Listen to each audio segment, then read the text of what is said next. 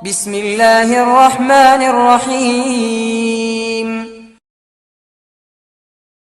അതുകൊണ്ട് ഇൽമുള്ളവനെ പേടിയായ ഇബ്ലീസിന് അള്ളാഹു നല്ല ഇൽമ് തരട്ടെ. ഇൽമെന്ന് പറഞ്ഞിട്ട് കാര്യമില്ല, അള്ളാഹിനെ പേടിയുള്ള ഇൽമ് വേണം. അള്ളാഹിനെ പേടിയുള്ള ഇൽമ് വേണം. നാഫിയായ ഇൽമ് എന്ന് പറയും. അതുണ്ടെങ്കിൽ ആള് രക്ഷപ്പെട്ടു എന്നാണ്. അള്ളാഹു തൗഫീഖ് നൽകട്ടെ. ഹബീബായ നബി തങ്ങളെ ഇൽമ് വേണമെന്ന് ദ്വാരുന്നിട്ടില്ല. ഇൽമ് എവിടെയും കിട്ടും, ഗൂഗിൾ തുറന്നു കഴിഞ്ഞാൽ ഇൽമ് കിട്ടും. നാഫിയായ ഇൽമ്, ഉപകാരമുള്ള ഇൽമ് അള്ളാഹു തരട്ടെ. ഏതായാലും ഇബ്ലീസിന്റെ അടുത്ത് നിന്ന് മലക്കുകൾ പഠിച്ചത് അല്ല ആദം നബി പറഞ്ഞത്. ഇൽമുള്ള ആദം ഇബ്ലീസ് കവർ ചെയ്യാത്ത വലിയ വലിയ തിയറികൾ പറയുന്ന ആദം ആലിമാണ്. ആലിമിനെ ബഹുമാനിക്ക എന്നത് അള്ളാഹു മലക്കുകളുടെ മുന്നിൽ ഒരു അദബായി പഠിപ്പിച്ചു. ആ അദബിന്റെ ഭാഗമായി സുജൂദ് കൽപ്പിക്കപ്പെട്ടു. ആലിമായ മനുഷ്യൻ, പച്ച മനുഷ്യൻ, ഒരു സാധാരണ ഈ മാറ്റങ്ങളൊന്നുമില്ലാത്ത അടിസ്ഥാന രൂപമായ മനുഷ്യൻ ചീത്തയാവാനാ സാധ്യത. അത് മലക്ക് മനസ്സിലാക്കിയോണ്ട മലക്ക് പറഞ്ഞത്, പടച്ചോനെ ഇവൻ കുഴപ്പക്കാരനാ, ഭൂമിയിലേക്ക് സൃഷ്ടിക്കണ്ടെന്ന് പറഞ്ഞത്. എന്നാൽ ഇൽമു കൊണ്ട് നന്നായ മനുഷ്യൻ നല്ല മനുഷ്യനാ. മലക്കിന്റെ മുകളിലപ്പ ആ മലക്ക് ബഹുമാനിച്ചിരിക്കായി മനുഷ്യനെ. ആ മലക്കിന്റെ ഉസ്താദായി സയ്യിദുന ആദം. തഫ്സീറുൽ ബഹറുൽ മുഹീത്ത് പറയുന്നുണ്ട്, മഹാനായ ആദം അലൈഹിസ്സലാം മലക്കുകളുടെ ഉസ്താദാ, മുഅല്ലിമുൽ മലായിക. അപ്പോൾ ഒറ്റ വാക്കിൽ പറഞ്ഞാൽ, പിശാചിന്റെ സ്വാധീനം ബോധ്യപ്പെട്ടാൽ അഊദു ചൊല്ലിക്കോളണം.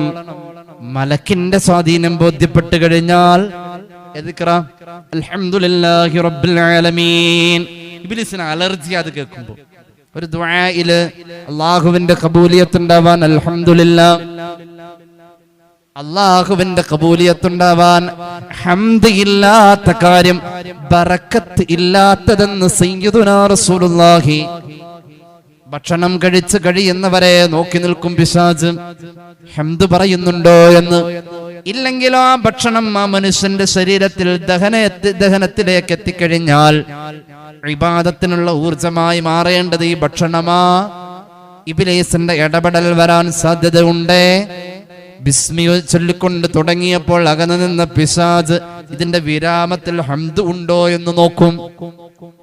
അള്ളാഹു കാത്തുരക്ഷിക്കട്ടെ. ചെറിയ അടങ്ങേറൊന്നും അല്ലത്.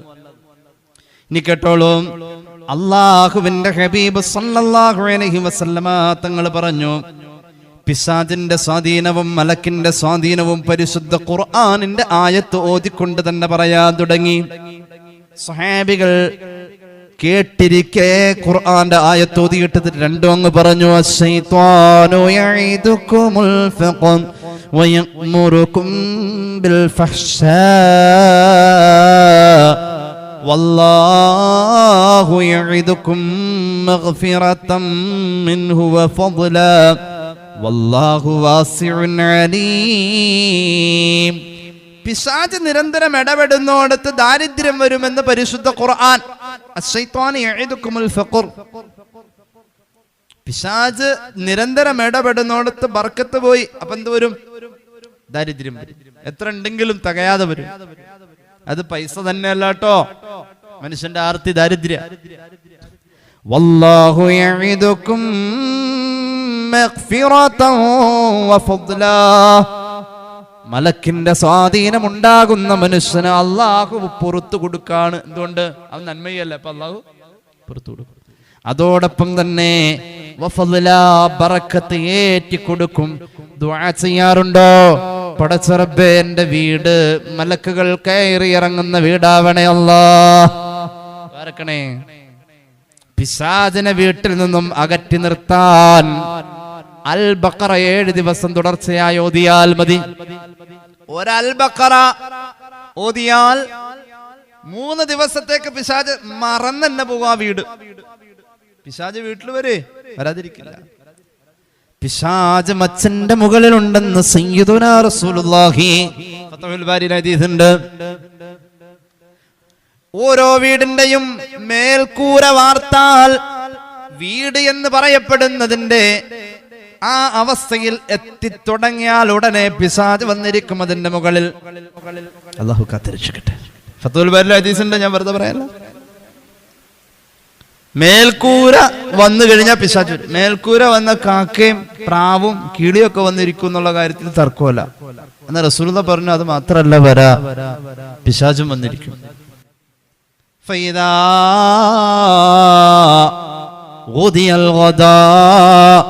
രാവിലത്തെ ചായയും കടിയും കൊണ്ടുവെക്കുമ്പോഴേക്കും നസലു അവര് ഇറങ്ങി വരും. അതായത് കാലത്ത് മുതൽ പെർക്കാത്തുണ്ടെന്ന് ആര് സുബഹി കഴിഞ്ഞ് ചായയും ബിസ്ക്കറ്റ് അപ്പോഴേക്കും ആരിറങ്ങി വരും, പിശാച് ഇറങ്ങി വരും.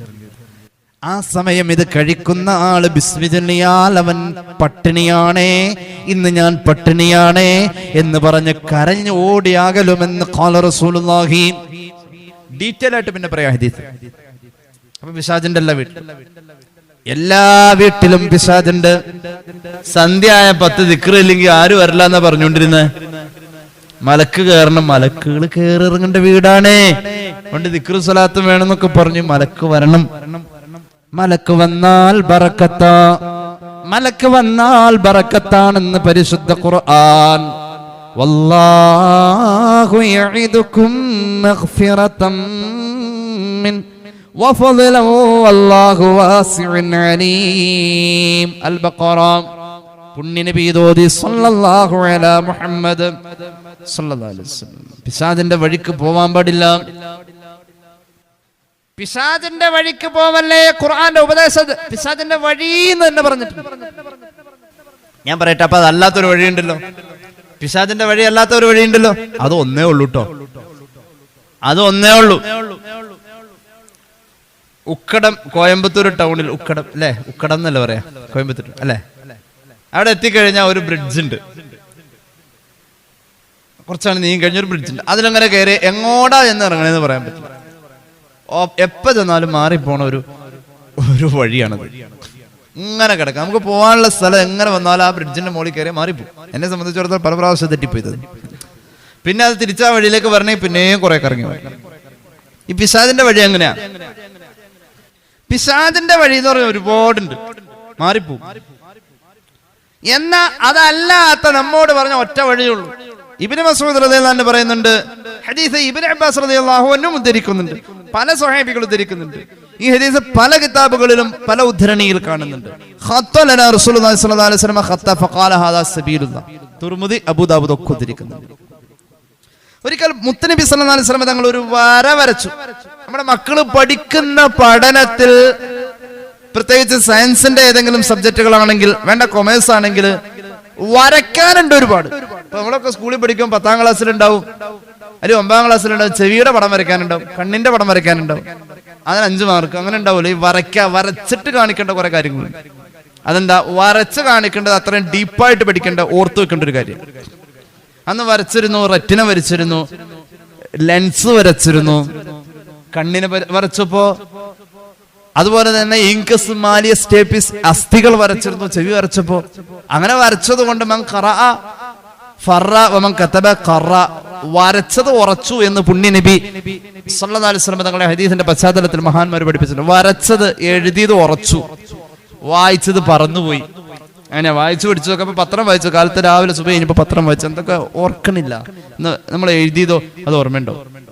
എന്നാ വരയ്ക്കാൻ, എഴുതാ, കുറിക്ക, ഇതിന് ഒരു വലിയ ആധികാരികത ഉണ്ട്. ഖത്തലനാ റസൂലുള്ളാഹി സ്വല്ലല്ലാഹു അലൈഹി വസല്ലം ഈ കണ്ട വയത് മുഴുവൻ പറഞ്ഞിട്ടും ഒരിക്കൽ നബി തങ്ങൾ ഒരു വര വരച്ചു എന്ന് ഇബ്നു മസ്ഊദ് റളിയല്ലാഹു അൻഹു, ഇബ്നു അബ്ബാസ് റളിയല്ലാഹു അൻഹു ഈ കണ്ട ഉപദേശം മുഴുവനും ഉപദേശിച്ചു. എന്നിട്ട് ഒരു ദിവസം ഒരു വര വരച്ചു. വരച്ചിട്ട് പറഞ്ഞു, നേരായ ഒരു വര അറ്റത്തുനിന്ന് തുടങ്ങി ഈ അറ്റം വരെ. എന്നിട്ട് സ്വഹാബത്തിനെ എല്ലാവരും വിളിച്ചിട്ട് പറഞ്ഞു, ഹാദാ സബീലുല്ലാഹ്, ഇതാണ് അല്ലാഹുവിലേക്കുള്ള വഴി. ثم خط خطوطا عن يمينه وشماله, പിന്നെ അതിന്റെ തുടങ്ങിയോടത്തുനിന്ന് തന്നെ തുടങ്ങി അവസാനിച്ചോടത്ത് തന്നെ അവസാനിച്ച് ചുറ്റിലുമായി മറ്റേ കുറെ വരകളും വേറെ വരച്ചു. തുടങ്ങിയോടത്തുനിന്ന് തുടങ്ങി, ആദ്യത്തെ വര തുടങ്ങിയോടത്തുനിന്ന് തുടങ്ങി, അത് അവസാനിച്ചോടത്ത് അവസാനിക്കാൻ വേറെ വര വരയ്ക്കുന്ന സ്വാഭാവികമായതിന്റെ മുകളിൽ കൂടെ വരാതിരിക്കാൻ വളക്കേണ്ട വരും.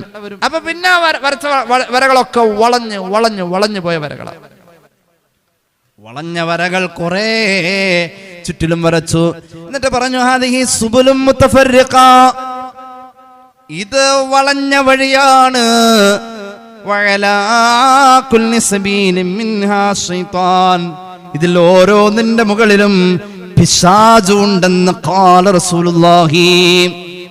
ഓരോ വരയുടെ മുകളിലും പിശാചുണ്ട്. ആ നടുക്ക് നേരെ വരച്ച വരണ്ടല്ലോ, അതിന് പറയും സിറാത്തും മുസ്തഖീം. അതിലൂടെ പോണേ അല്ലാ. അപ്പുറത്തേക്ക് ചാടാൻ സാധ്യതയുണ്ട്. ചാടിയാ പറ്റോ? പറ്റൂല. അപ്പൊ നമ്മളത് ചാടാതിരിക്കാൻ ശ്രമിക്കണമെന്ന് പറഞ്ഞു എന്നല്ല. 17 റക്അത്ത് ഫർദ് നിസ്കാരത്തിനും ആ വര നടുവില വര വിട്ട് ചാടിക്കല്ലേ അല്ലാ. അപ്പുറേക്ക് ചാടിക്കരുത്. 17 പ്രാവശ്യം നമ്മൾ നിസ്കാരത്തിന്റെ അകത്തുകൂടി അത് ദുആയിരുന്നു ഫാത്തിഹയിലൂടെ. നിസ്കാരം കഴിഞ്ഞിട്ട് എവിടെയും പോയിരുന്ന ദുആർക്കാരല്ല പറഞ്ഞത്. അത് ഗൗരവമുള്ള ദുആയ. ഒരു മനുഷ്യന്റെ ജീവിതത്തിൽ ആകെ നിർബന്ധമുള്ള ദുആയാണ് ഇഹ്ദിനസ് സിറാത്തൽ മുസ്തഖീം. ആകെ നിർബന്ധമുള്ള ഒരു ദുആ ഇതേ ഉള്ളൂ. വേറെ ഒരു ദുആയും നിർബന്ധമില്ല. ഒരേ ഒരു ദുആയെ നിർബന്ധമുള്ളൂ. ആ ദുആ വന്നത് അൽ ബഖറയിലല്ല. ആ ദുആ വന്നത് ഖുർആനിന്റെ ഉമ്മ, ഖുർആനിന്റെ ഉള്ളടക്കം സൂറത്തുൽ ഫാത്തിഹയിലെ പ്രധാന ആയത്താണ്. ആ ഒരു ദുആ പറയാൻ വേണ്ടി അതിന് മുമ്പ് 5 ആയത്ത് പറഞ്ഞത്. സൂറത്തുൽ ഫാത്തിഹയിലെ 6ാമത്തെ ആയത്താണ് ഏത്? ഇഹ്ദിനസ് സിറാത്തൽ മുസ്തഖീം. അത് പറയാൻ വേണ്ടിയിട്ടാണ് 5 ആയത്ത് അതിന് മുമ്പ് പറഞ്ഞത്. ഇഹ്ദിനസ് സിറാത്തൽ മുസ്തഖീം എന്നത് ദുആയാണ്. ഒരു ദുആഇനെ പറയാൻ അതിന്റെ മുഖദ്ദിമയിൽ 5 ഖുർബാൻ പറഞ്ഞു.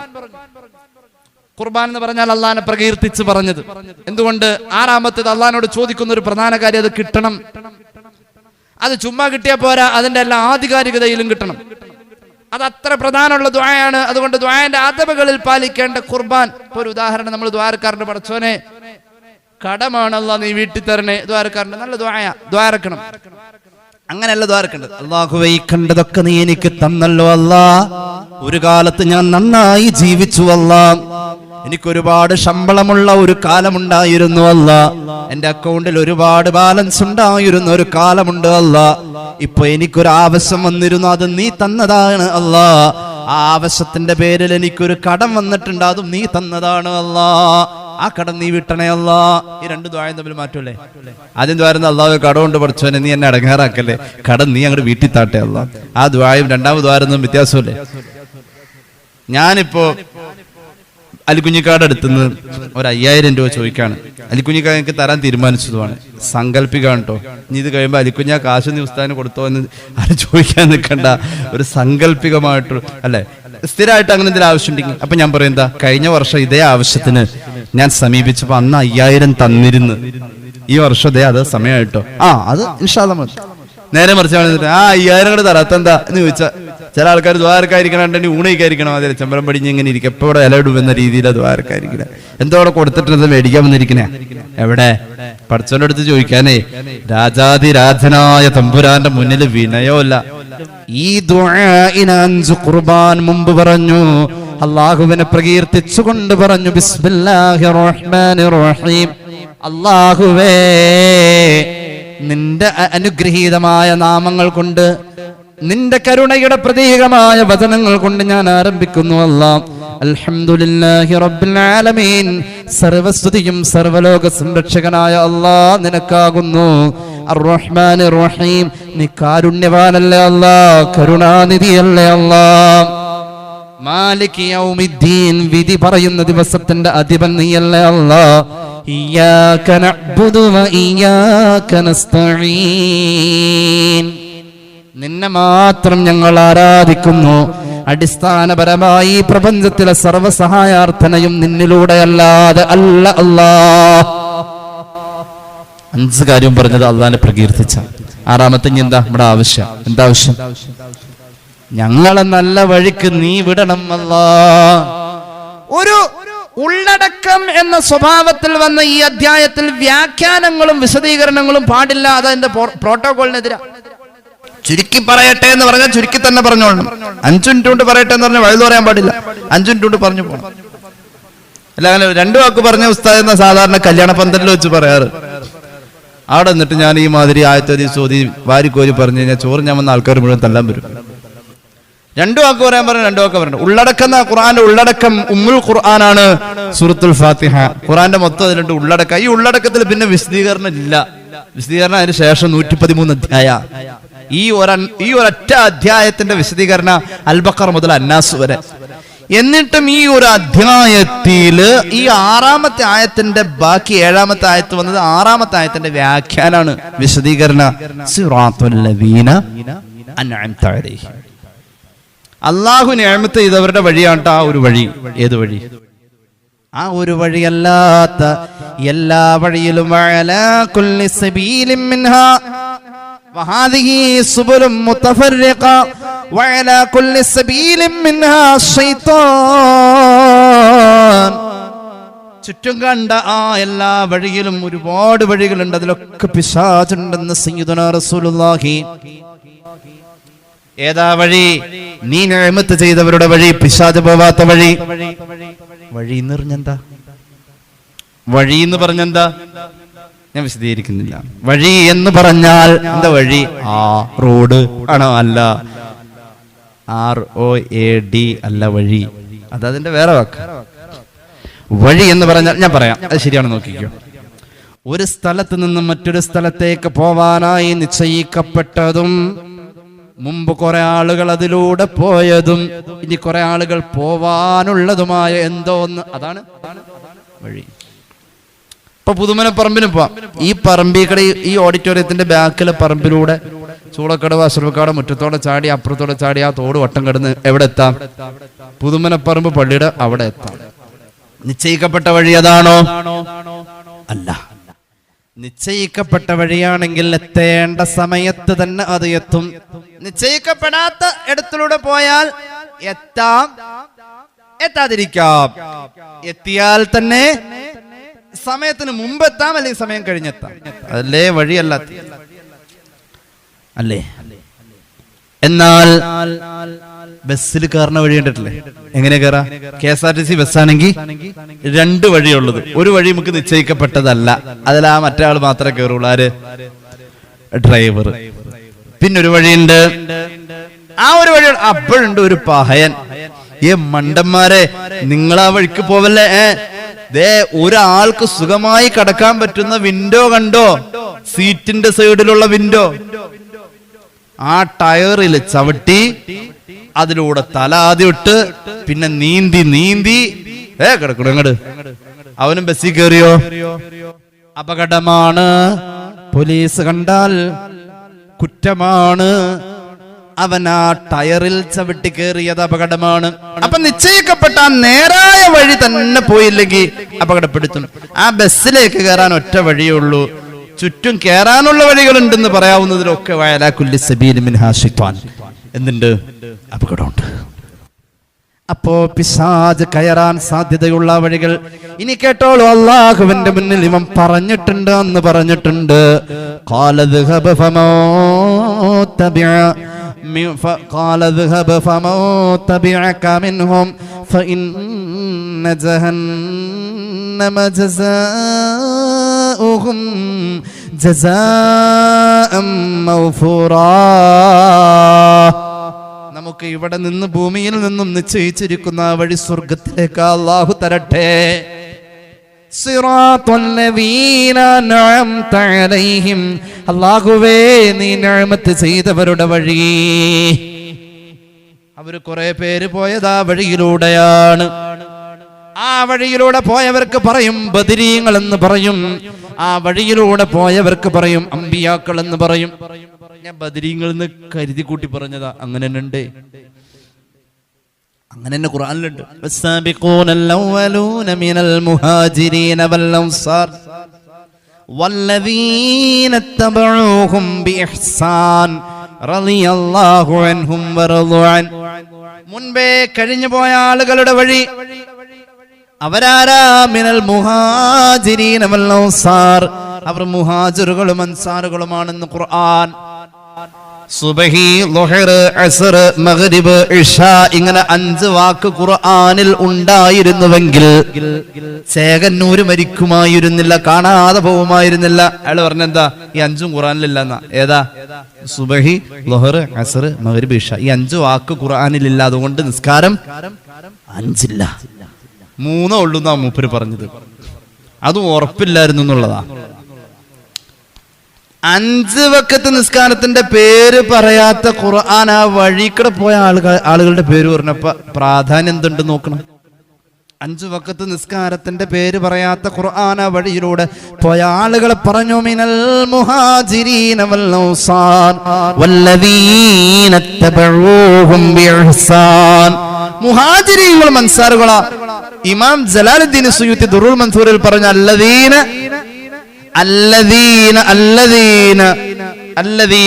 അവരാരാണെന്നറിയുമോ? അല്ലദീന അവരൊരു വിഭാഗം ആളുകളാണ്. യുസല്ലൂന ഇലൽ ഖിബ്ലതൈനി ജമീഅ. 2 പ്രാവശ്യം ഖിബ്ല പ്രഖ്യാപനം ഉണ്ടായപ്പോൾ അത് 2ലും മുത്തനബിയുടെ കൂടെ നിന്ന് നിസ്കരിച്ചവരാണ്. വഹും അഹ്ലു ബദർ, അവർ ബദരീങ്ങളാണ് എന്ന് മഹാനായ ജലാലുദ്ദീൻ സുയൂത്തി ദുറുൽ മൻസൂറിൽ ഈ ആയത്തിന് വ്യാഖ്യാനം കൊടുത്തു. അപ്പൊ മഹാന്മാര് പോയ വഴി അത് ഇബ്ലീസ് പോവില്ല. ഇബ്ലീസിനെ പോകാൻ കഴിയില്ല. അവൻ അപ്പുറത്തും ഇപ്പുറത്തൊക്കെ കള്ള ടാക്സി ഓടിക്കാൻ വേണ്ടി ഇങ്ങനെ ചുറ്റും ഇങ്ങനെ അവന്റെ ആൾക്കാരെ കൊണ്ടുവന്ന് നിർത്തിയിരിക്കാം. നമുക്ക് നിശ്ചയിച്ച വണ്ടിയുണ്ട്, അതിലേ പോവാവൂ. അള്ളാഹു തൗഫീഖ് നൽകട്ടെ. അവൻ അള്ളാന്റെ മുന്നിൽ പറഞ്ഞു, പടച്ചോനെ ഞാൻ പോയി ഇരിക്കുന്നത് ആ വഴിയിലായിരിക്കട്ടെ.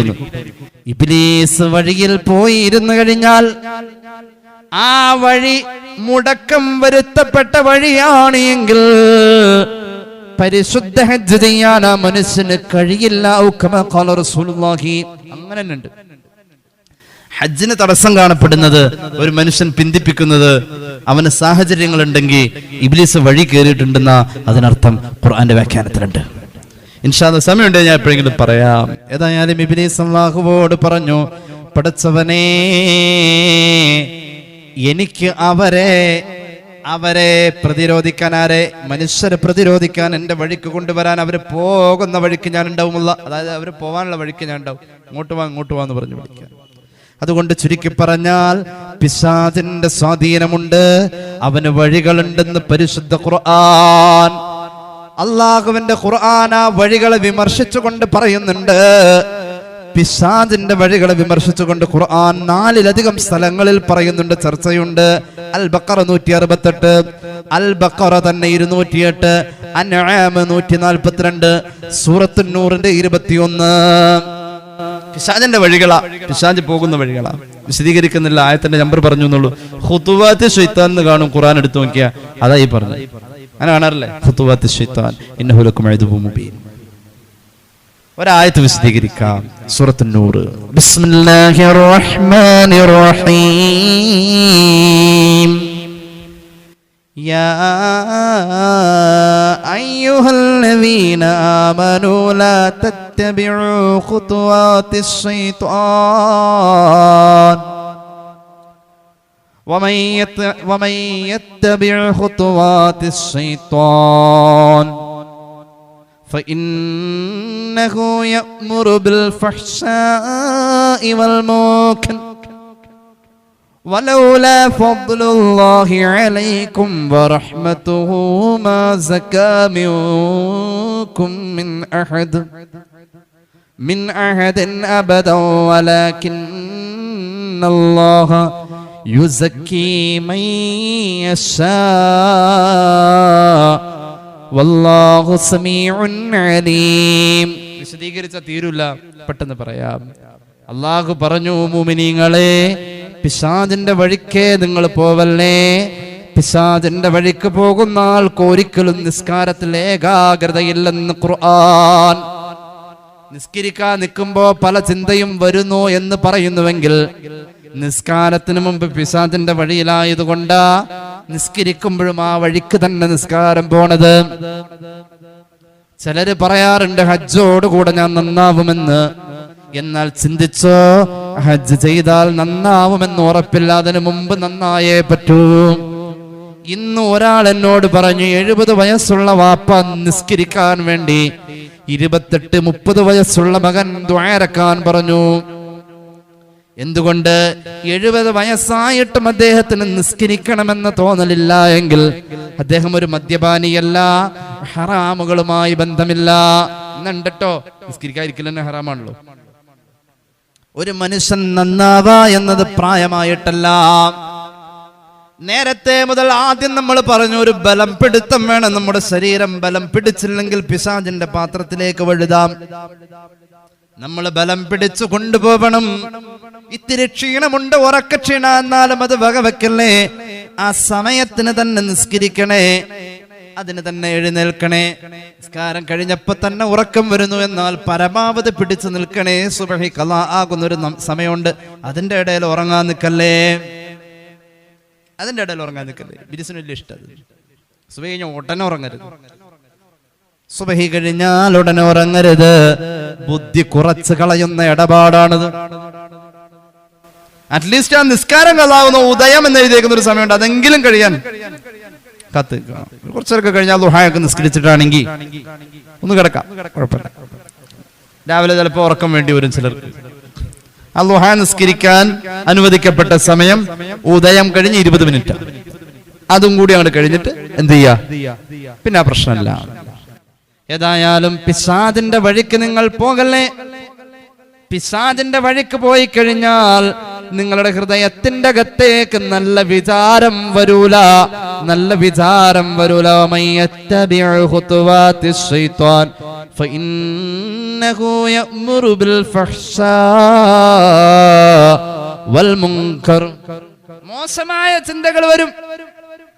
കാരണം ഇബ്ലീസ് ഇഷ്ടപ്പെടുന്ന കാര്യങ്ങളിലേക്ക് അത് നിസ്കാരമല്ലാത്ത സമയം മുഴുവൻ അതിലായതുകൊണ്ട് നിസ്കാരത്തിൽ വന്നപ്പോഴും നമ്മൾ തന്നെയുള്ളപ്പോൾ ആ പണിയിലുണ്ട്, നമ്മൾ തന്നെയുള്ളപ്പോൾ നിസ്കാരത്തിലുള്ള. എന്റെ പ്രിയമുള്ളവരെ, യഹ്യാ നബി അലൈഹിസ്സലാം ഇബ്ലീസിനെ ഒരിക്കൽ വഴിയിൽ കണ്ടു.